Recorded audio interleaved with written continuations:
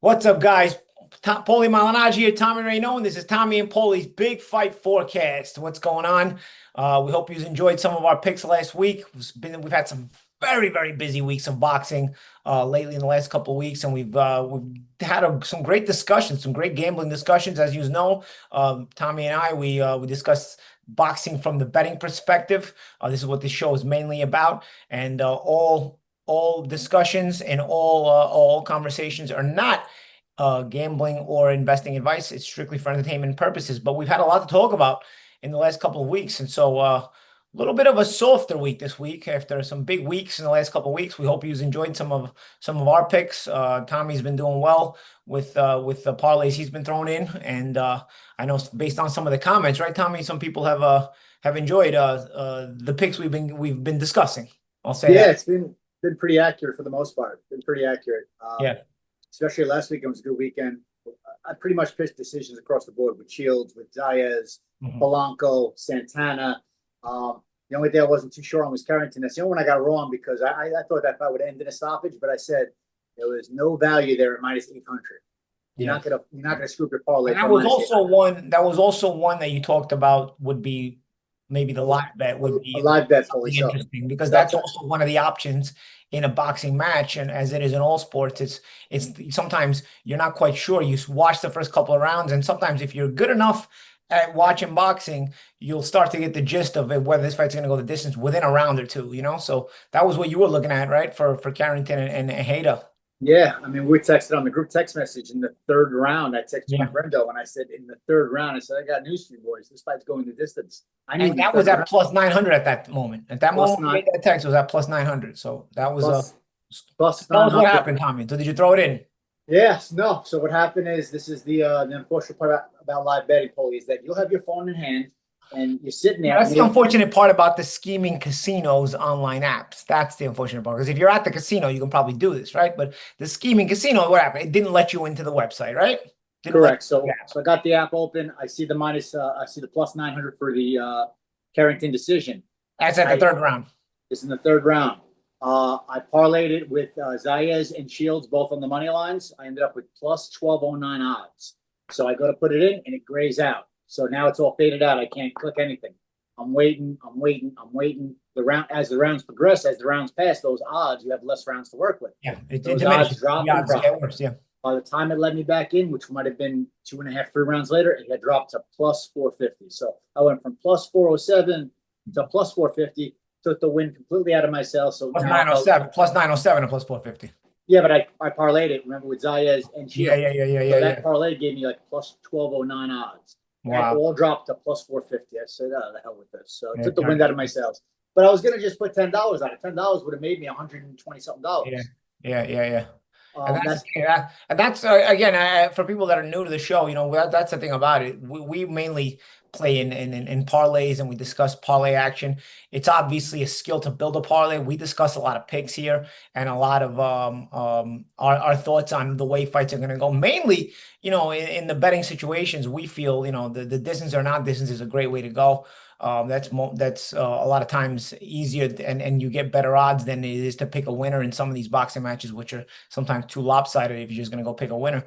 And live betting is one of the ways, so with building a parlay, it obviously takes a skill because we go through a lot of picks here, but then there's obviously certain picks will go together on one side and certain picks will go together on another parlay, and if you don't intermix some of those picks. So obviously like I've talked constantly on the show, for those of you that have now been tuning in several different times, it's that the building of the parlay is a skill in and of itself. You get a lot of the picks, you get a lot of the odds here, and the building of the parlay is a skill in itself, both in getting yourself good odds and also making it winnable with those good odds.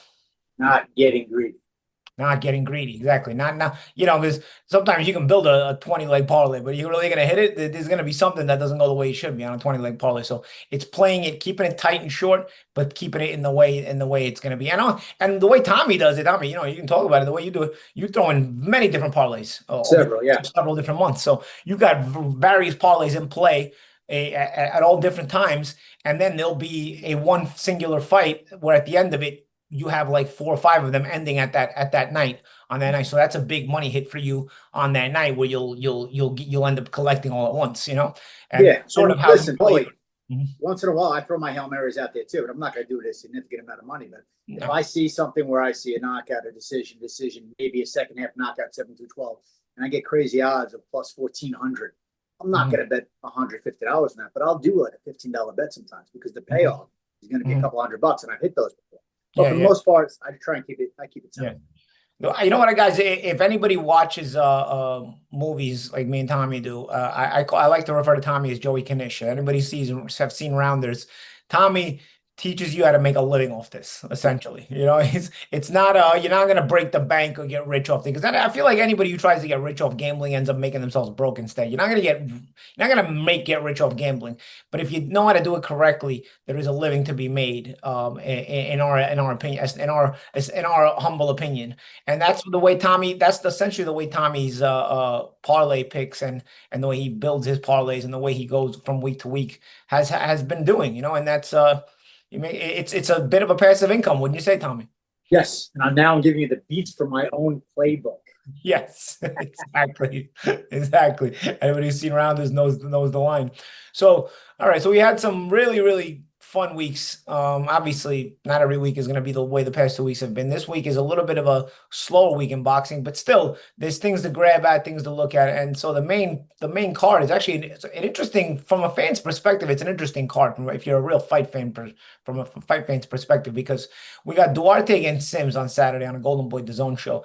That to me is a really tough one to pick. But you also have in a co-main event two ex-world champions who essentially looked at a shot at this point, but it's also could be relatively competitive, even though the odds don't say so, is Regis Prograis against Jojo Diaz. Yeah. And Regis Prograis is minus 1,100. Jojo Diaz, a last look, was plus 540. I think me and you both agree that those odds are way too long for two guys who are both shot. I mean, Correct. I do favor Prograis in the fight, but it's not out of the order. It's not out of this world to think that an upset could happen there. I don't know how the odds are so wide, but either way, I don't think that they're that either of them is going anywhere, to tell you the truth. I've seen a few of Jojo's recent fights. I don't know if he's that shot, more so than he's just mentally checked out. He never really goes for it. Like he's competitive in all these fights, as you've noticed as well, but he never pushes himself. Okay, I'm competitive here. Let me try to grab the bull by the horns and try to win the fight. He'll do just enough to lose every time, to use a Teddy Atlas line. And that's what Jojo does every time. He'll be just competitive enough to lose, but he won't push himself more to win the fight. Now, usually that's where he's a complete B-side that he's been going. Here, he's a B-side on paper, but he's also against a guy who's kind of in the same situation as him, who's kind of a shot fighter, who may be in the same position, may not want to push himself, may push himself. So that's an interesting one, especially because of the wide odds. Sims and Duarte, I'll let you discuss, Tommy. That's a really competitive one, and there's a lot to unpack there. Yeah. Which one do you want to kick off with? Well, let's go with Duarte and Sims. It's the main event. Right? Great fight, bro. Great fight. I think really good fight. This is going to be absolute fireworks. And the interesting part about this fight is you're talking about two complete contrasts in style, because Duarte is a very aggressive, strong fighter. He wants to be on the inside. He loads up on his punches. Strong guy, takes a good shot. He is defensively responsible. He covers up well. He picks shots off with his elbows, with his gloves. Not the busiest guy in the world, but he makes his punches count. Where Sims, in turn, Sims can kind of do it all, Paul. He's a southpaw, but he switches. He goes lefty-righty. He's busy. Really good jab. Puts combinations together. He counters and he punches with you. Sims only has 8 knockouts, but it's wild. I watch him fight Paulie, and he's sitting on his punches. He looks at his good snap at his punches, his good speed behind his punches, but he's not denting these guys. But it looks like he should be punched a lot harder than he is. But he hits hard enough to keep these guys honest, because Akhmedov has a very good chin. And I watched that fight last night, and he backed him up and hurt him and got his attention good around the 9th round. Yeah. So this is a very good fight, man. I think it's actually going to be fireworks. And whoever wins this fight becomes a major player at 140. I think this is an important fight for the division. I think the guy that wins this is in a position to fight for a world title. So I think that both guys are going to put it all on the line. Duarte, of course, his last loss was to Ryan Garcia. That had to be at least 5 fights ago. So he's on a run right now. And Sims Jr. hasn't lost in, I think, 7 or 8 fights. So he's on his own run right now. So, including the win against Akhmedov, who is a tough out. Well, Paulie, they both beat him. So that's what I watched last night. They both beat Akhmedov. And you know what? That guy's the most unluckiest guy in boxing. And you talked to me about that. Tell me. 10-4. all four of those losses, three of those four losses were split decisions, and the other one was a little wider than it should have been. This guy could just as easily as he's 10-4, be 14-0, 13-1, could be a former world champion. The only guy that really beat him, believe it or not, is a guy you're not a big fan of. It was Barrios that actually dropped him a couple of times. That's the only guy I've ever seen hurt him, actually. Really? But yeah, Prograis then underrated. Okay. Yeah. But Akhmedov, he's a very good fighter. He's a pressure fighter. So I went to that last night saying, how does Sims handle pressure? Because he's a slick boxer and he's a mover.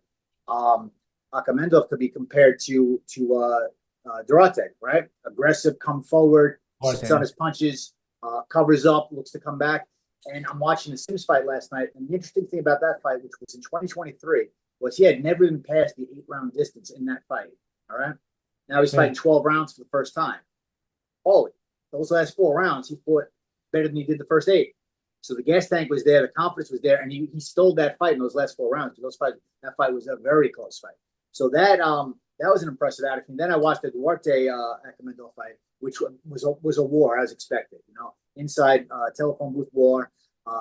Duarte had to press and come forward the second half of the fight. Now, from my understanding, at least what the commentators were saying, is that Akhmedov took that fight on somewhat short notice. He had to do a rush training camp. So Duarte kind of beat him on conditioning to a degree because the second half of the fight, Akhmedov tired a little bit. But again, a very close fight that could have went either way. Those commentators actually, I believe it was on the zone. Those commentators thought Akhmedov did enough to beat Duarte. But Duarte came on strong, 10, 11, and 12, closed the show. So those are the fights that I watched last night. And again, conflicting styles. One's a boxer puncher. Sims Jr. is the definition of a boxer puncher because he's slick, he's quick, but he will sit in the pocket. He'll punch with people. He's got balls, and he believes in himself, and he's got a good chin. I've seen him tagged, and he responds immediately. He's also very slick on defense. So this is going to be a real good fight. I'm predicting like a potential fight of the year. I'm that high on this fight. I'm excited for it. So as far as the odds go, they're kind of tight. Duarte's the favorite. Not a huge favorite. I think he's about plus 150 or so. So Duarte I'm sorry, minus 150. And so Sims is a live dog here, Tommy. What's that? This is a live dog here. Absolutely. Live on the dog. Now, the interesting part is that Sims, as I said earlier, only has 8 knockouts. We both know Duarte has a great chin. Only stopped once. Ryan Garcia, still a strange fight to me. That was the fight where Ryan was fighting. Turning his back in, the referee. Turning his back, the referee. It's just a strange fight, but Duarte has improved by leaps and bounds since then, and he's on a big run again. And he was probably good back then too, but he just wasn't allowed to hit Ryan. Ryan kept turning around. The referee was wild. But helping Ryan, yeah. If you're gonna bet Sims, now here's my first pick, Paulie. I see this fight going the distance. I see Sims has never been stopped. To my knowledge, he's never been down. And Duarte has only been stopped the one time by Ryan Garcia. And Sims, again, in pulling it back, Sims only has 8 knockouts. Not a big puncher. Yeah. Okay. So first and foremost, my pick Sims is also pretty slick. Yes. My pick is for this fight to go the distance. That's my pick first and foremost. Then I'm going to back that up with other parlays. I won't bet as much, but I don't have to bet as much because I'm getting better odds. Is that Sims to win a decision? I'm not going to go money line because Sims isn't going to stop this guy. So for Sims to win, he can only do so by decision, in my opinion. Okay. And now you're getting, instead of those plus 140 odds, now you're looking at plus 200. Right. So you're looking at, can you parlay fight to go to distance and Sims by decision? Yeah, most apps you can't parlay. You can't do the same parlays on one fight. But if we're talking about just in this situation, mixing parlays. Yeah, if we're just talking a 2-leg parlay, which is what we're discussing today, because we're only going over these 2 fights. You want to parlay that with the Joseph Diaz Regis Prograis fight, then there's your 2-leg parlay. But you're starting off with plus 200 odds. I want to let people know that at home that Tommy sometimes does a parlay that lasts 3 months. You know. Oh yeah. So, we go week to week here, but there are parlays that you extend out there. Listen, I got parlays that are going to finish with Mayweather Pacquiao 2 in December of 2026. Mayweather Pacquiao 2? It's not out there yet, but I don't need the Canelo Crawford though. You got a lot of ending on Canelo Crawford. Yeah, right? I got a lot riding on Crawford Alvarez. I even got as far November with Benavidez versus Yard. And a lot of parlays closing out with Inoue in September. So I don't need the instant gratification. It's nice to have, and I have my parlays that'll, I get my instant gratification on, so I can put money right back into my account and have more money to play with. But I do a lot of long-term parlays that are going to pay off, 4 weeks down the line, 6 weeks down the line. It's always more fun when you're playing with their money anyway. Yes. But in that fight, my pick is for the fight to go the distance first and foremost. But then I like Sims for the upset. I really do. I like Sims for the upset. And then if it's going to be an upset, and if it's going to be an upset, it's not going to be a stoppage. So you like Sims for the upset on points. Yeah, but listen, you can bet him on the money line. You get plus 150. So how greedy do you want to get, right? Yeah. So I'm giving you three options. One is that the fight goes the distance, which is well, technically the money line also protects you in case it goes to a technical decision, right? Or no? Correct. Yes. Correct. Or Sims on points still counts as a technical decision. Yes, it does. But if I bet the fight to go the distance, Yeah, I could win and lose on that same one. Because if I bet the fight to go the distance. So again, we've talked about this before. One of the scams the casinos use here in box when it comes to boxing betting is on a technical decision. If you have the fight to go the distance, if you have a fight to win, a fighter to win on points, you'll get the win on technical decision. But say you have the fight to go the distance on a technical decision, the casino will give you a loss. You'll lose that bet. But at the same time, if you also have the fight, if you also have what is it by stoppage, somebody to win by knockout, a technical decision, you also lose that bet. So a technical decision is the casino's out to take your money no matter what you bet on that regard. The only thing you win on a technical decision is if you have somebody to win on points. They still technically win on points. But if you have the fight to go to distance on a technical decision, the casino will scam your money as they also won't give it to you if you said it was a stoppage, because they'll say no, it wasn't a stoppage, it was a technical decision. So that is be careful that's the casino scheme to take your money both ways. So if you have Sims here to win, you have them on points, you're protected on a technical decision then, correct, Tommy? Correct, yes. So, and a perfect example of that is a couple of weeks back, 4 weeks back, I picked Catterall. Who did Catterall fight? Help me out. Yeah, Catterall versus who did he fight? I forgot who we fought. Going blank, yeah. I picked the Catterall fight to go the distance. Wow, I am going blank. We're getting old, boy. I picked Catterall to go the distance. He was fighting Eubank. Eubank. So he's fighting Eubank Jr. I saw that fight going the distance was my first pick, and a potential for a Harlem upset was the second pick. The fight was well on its way to go in the distance. It got stopped in the 8th round, a headbutt, so they go to the decision. It went. Guess what? I lost all my parlays because the fight ended technically in a stoppage. Even though it went to a decision, but if you bet a stoppage, they still won't give it to you. So technically it ends in a stoppage. Technically it's not a stoppage. They still won't give it. I gotta be honest with you, Paulie, I don't know how that one works. I've never been put in that situation yet. I've never bet a fight to end in a stoppage and then a headbutt happened. So I would assume they have to actually. But technically it's a technical decision, right? I don't know, man. Just be careful. We'll just tell you, just be careful. Yeah. So, and they said, all right. So with Jojo and Prograis, what do you think here, man? This is a kind of wider odds than I expected. Yeah, wide. I think it's what Jojo's minus 11. I'm sorry, it's plus 540. What we just checked. And listen, I mean, I said this to you in text conversation. I think that Regis Prograis, Regis is a big shot declining fighter. So he's coming off back-to-back losses against Catterall and Haney. He got dropped, I believe, twice by Catterall. He got dropped by Haney. The fight before that, the guy's name we fought escapes me, but they had him in there in a win situation, and he won a split decision. He looked terrible doing it. He hasn't had a good outing in a couple of years now. He's undersized. He's 36 years old. He's slowing down. Diaz, and as you've mentioned, Diaz has been on quite the losing streak. I think he's lost 6 of his last 8. In Diaz's defense, the fight that he fought on Pro Box, I thought they robbed him in Orlando. Here's the thing, Paul. 3 of his last 4 losses. I thought Jojo did win that fight. It was competitive. It was close, but I thought Jojo won that fight. Yeah, 3 of his last 4 losses were split decision losses. So, I mean, he's in there. I mean, he's being competitive, and he's in there with good competition. And the losses before that were to guys like he lost to Haney. He lost to Zepeda. He's fighting world-class opposition. He's fighting tough guys, and he's going the distance, but he's coming up short.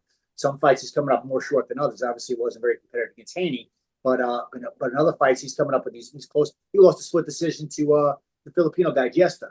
Very close fight. Again, fight that could have went either way, but he's not getting those nods because he, like you said, he's not busy enough. He's not really pushing the envelope in those championship rounds either.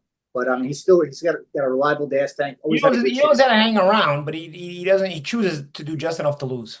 Yeah, the only guy that stopped him, actually, he's only been stopped once in his career, and it was by none other than Duarte. And that was a couple of fights back. And that, I think, was in the 9th round. And I had my anxiety in my chest. And yes, I did lose that bet because I had the fight going the distance. And the 10-round fight, he lost. The referee pulled the plug in the 9th round. Well, that's the only time he's been stopped. So at that time. That's the only time he's been stopped. He never got dropped. He was just taking punishment. The referee, and he had the referee in there. He had the kind of referee in there that was not going to let him take punishment. Other referees, like maybe Tim McCanty Jr., is going to let that go And then Steve Smoger. or Steve Smolg is going to let that go, Yeah. and he loses the decision. But I think it's an interesting fight. I think both guys are on the decline. I'm wondering just how much Regis is declining at this point. If his decline might be exceeding at 36 years old, Jojo Diaz, who's only 32 years old. My pick, the fight's going the distance. It's a 10-round fight. I'm very comfortable in saying that fight goes the distance. And listen, if you want to throw a few dollars on Jojo Diaz for the upset at plus 540, it's a nice payoff. Yeah. But realistically, the fight goes the distance. And Okay. you know, it's not even the winner excels to the next level because I think both guys are going to get used up as an opponent again. Yeah. You know, it's just a matter of getting whoever. It's a better position, and I'm not sure if Golden Boy has both guys. Does Golden Boy still have Diaz? I'm not sure. They didn't have him when he fought at Pro Boxer. Who knows? Maybe he went back over there, or maybe they're just using him. Who knows? Either Yeah, way, though, you could.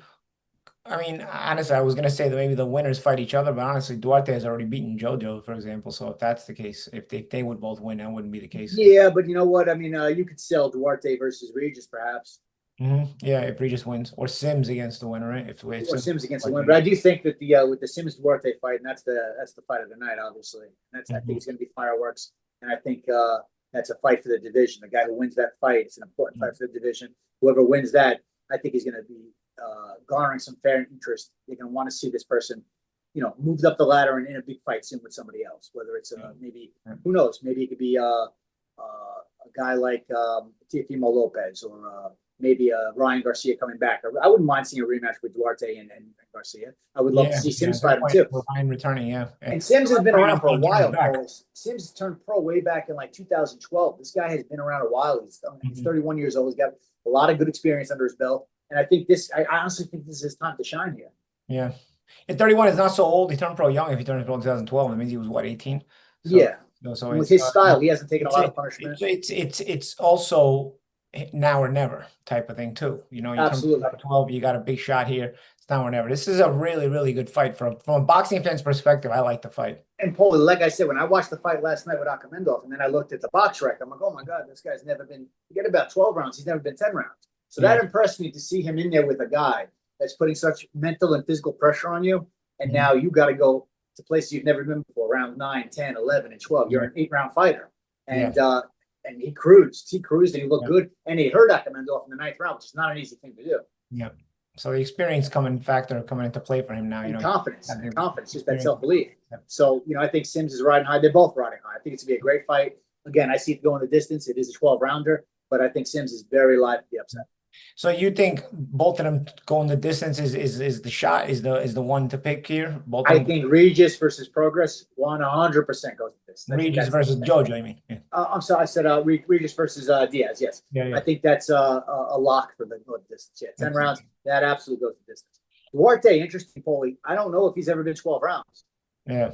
So we're talking about Sims Jr.'s. But Sims doesn't get a lot of stoppages. No, but we're talking about Sims Jr.'s gas tank. Duarte's only been 10 rounds like one single time. And he's never been 12 rounds. So although both guys are going to be in somewhat unfamiliar territory, uncharted territory for Duarte, Sims has only been there once. I still like that fight to go the distance. All right. Do you think how live do you think Jojo is at plus 540? I don't think he's super live. I'm not as confident in him as I am in Kenneth Sims Jr. Yeah. I think Jr. is extremely live. I think that's a 50-50 fight. And if Sims is coming to win and fights anything like he did against Akhmedov, who's a very similar style to Duarte, I think that he has a real good shot to pull off this win. But again, Paul, you know the politics of boxing as well. So that's that's the thing too. The decision. But Sims is from Chicago area, right? He's from Chicago, but he's not with Golden Boy Promotions. Not with Golden Boy, but the fight is in Chicago. That'll be interesting. All right. He's fighting in his backyard, but he's not the house fighter per se. Yeah. Okay, but the commission is familiar with him. Correct. Okay. All right, man. That's it. You know, not every week is a big schedule, guys. But you know, we hope you enjoyed this week's episode of Tommy and Paulie's Big Fight Forecast. Still some good boxing gambling discussion to be had, and we hope you enjoyed this discussion. And we hope you enjoyed the last 2 weeks of big boxing discussions that we had for the big schedules. Tune in every week for Tommy and Paulie's Big Fight Forecast. We'll see you next time.